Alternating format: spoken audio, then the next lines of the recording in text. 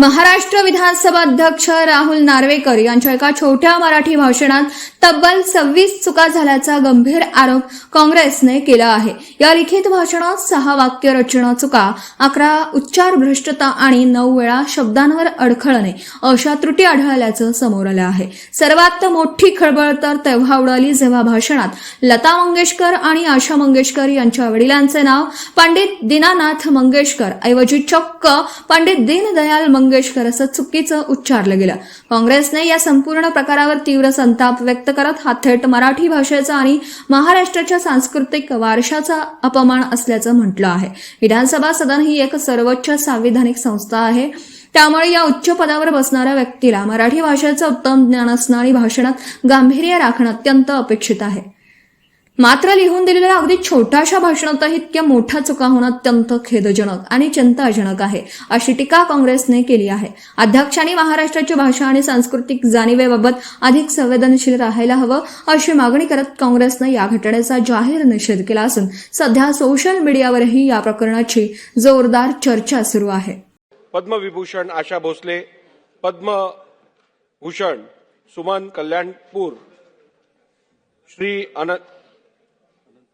श्री अनंतराव नारायण थोपटे माजी विधानसभा सदस्य व माजी मंत्री, सर्वश्री विठ्ठलराव लक्ष्मणराव धोटे, बळीराम कुडूजी कोटसकर पाटील, कृष्णराव नानासाहेब देशमुख, पटल्या लंगडा मावसकर, वसंतराव दोधा सूर्यवंशी, सुरेशकुमार कन्हैयालाल जेठलिया, श्रीमती उषादेवी कृष्णराव जगदाळे व श्रीमती शकुंतला नंदकिशोर शर्मा माजी विधानसभा सदस्य यांच्या दुःखद निधनाबद्दल हे सभागृह अतीव्र दुःख व्यक्त करते। पद्मविभूषण आशा भोसले यांचा जन्म 8 सप्टेंबर 1933 रोजी सांगली येथे झाला।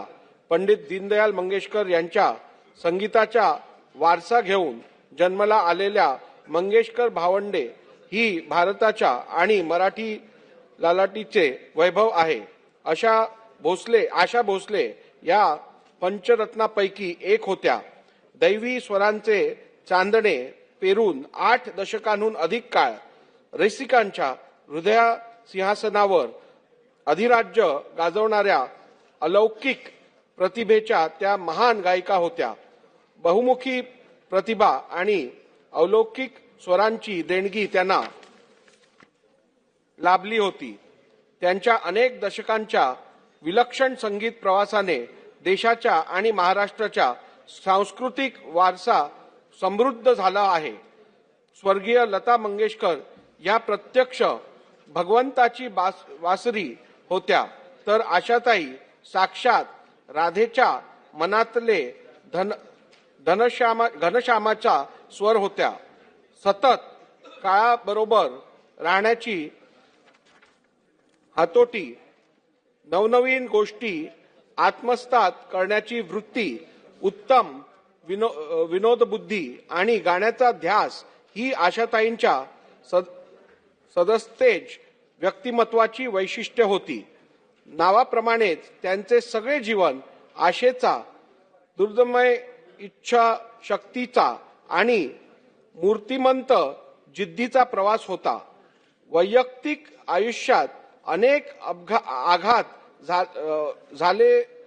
झेलूनही भोगलेल्या दुःखाला खूप म्हणून त्या जगत राहिल्या आणि आयुष्याच्या अखेरपर्यंत इतरांना आनंद देत राहिल्या। कैलासवासी आशा भोसले यांचा सुरानी अभंगातील ओतप्रोत भक्ती, प्रेमगीतातील अनुराग, श्रृंगार गीतातील मधुराळ मादकता, विरह गीतातील दुखरी वेदना, उडत्या गाण्यातील खट्याळपणा आणि बिनधास्तपणा या समस्त भावना कोट्यावधी गान रसिकांच्या हृदयापर्यंत पोहोचविल्या। 1943 मध्ये माझं बाळ या चित्रपटातून दत्ता डावजेकर यांच्या संगीताने सुरू झालेल्या आशाताईंचा संगीत प्रवास तब्बल 12,000हून अधिक गाणी गाऊन थांबला. तब्बल 20 भाषातील गाणी त्यांनी गायली. शास्त्रीय संगीताचा गंभीर्यपूर्वक पाया ढळू न देता त्यांनी सुगम संगीतातील भाव आणि ठसा सहजतेने पेलला. त्यांच्या स्वरात असलेली विधुलता ही विरहाच्या गाण्यात हळवी होत असे आणि नेतृत्वाच्या तालावर बेधुंद होऊन बसत असे.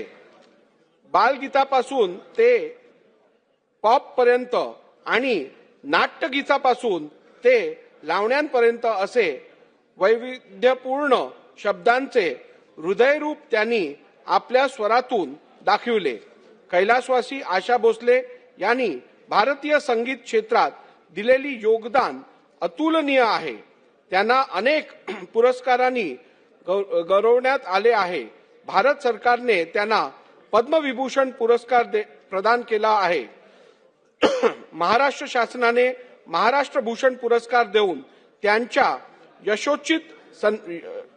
यथोचित सन्मान केला आहे. भारतीय चित्रपट सृष्टीतील सर्वोच्च दादासाहेब फाळके पुरस्कार त्यांना प्राप्त झाला आहे.